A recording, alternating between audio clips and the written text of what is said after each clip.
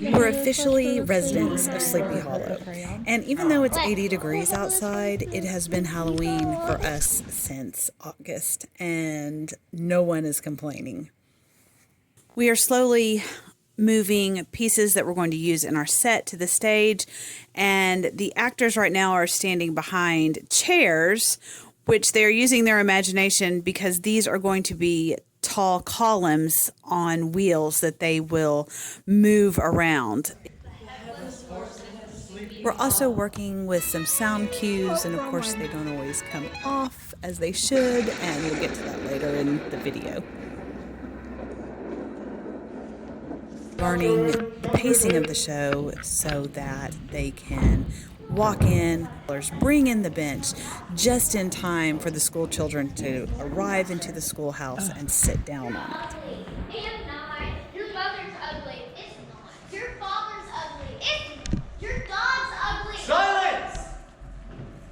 Now the actors have had a really, really good time at kind of giving their own spin onto the story. The storytellers, of course, serve as Icabod's mirror sometimes, and they've come up with some great movement to try and just make this production unique and make it their own. Brahm, tell the audience. Do it again. Do that scene. Let's involve the audience as much as possible. Audience says cat, then you go for it. He's not going to say cat. I think the actors will have a really, really good time once we get into the actual show and have the audience reaction. We want the audience to be involved in our production. We want to break that fourth wall and involve them. All right, Vanessa's going to read the lines while you're on stage. So here we have our trees built. Now, of course, they're not painted yet. We'll get to that next week. But they are on their wheels, and now the actors are kind of getting the idea of the movement and how much these trees and how they move these trees within the scene plays into our production visually and to the story itself. The trees are not only set pieces that help us transition between scenes, but they really have become their own characters in the show. And now we're going to add music. So not only are these actors having to learn their dialogue, learn their blocking, move their set pieces in time with the dialogue, now we're going to throw something else at them, and we're going to add music. So on this day, while we were working with the blocking of the trees and the actors, we decided that my student director would just read everyone's dialogue so they could get the motion right. And I thought it would be really fun for us to come up with our own soundtrack and sound cues for this show, just to make it a little bit more original. One of my favorite symphonies from Beethoven is his Symphony 7, the second movement. So we're going to use that as the terrible ride of the Headless Horseman. Okay, let me play this for you real quick.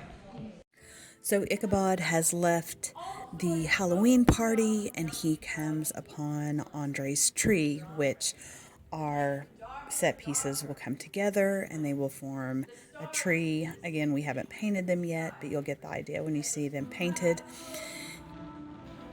So once he leaves Andre's tree, he goes deeper into the forest. And of course, the trees are following him through the forest.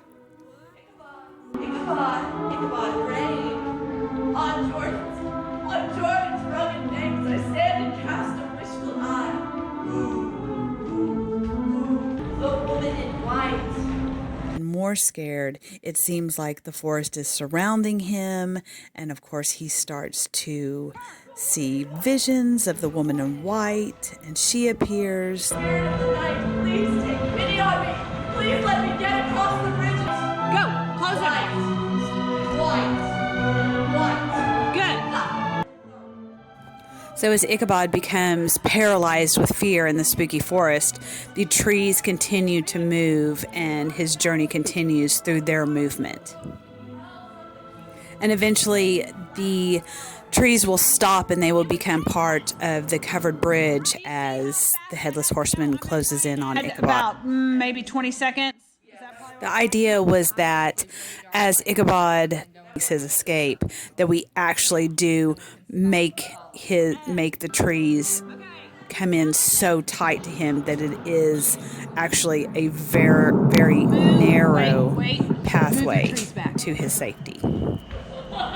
And if I once said that this is a play and there's no dancing in it, I lied. I mean, you got to have a little dancing. I mean, they're at a party, after all.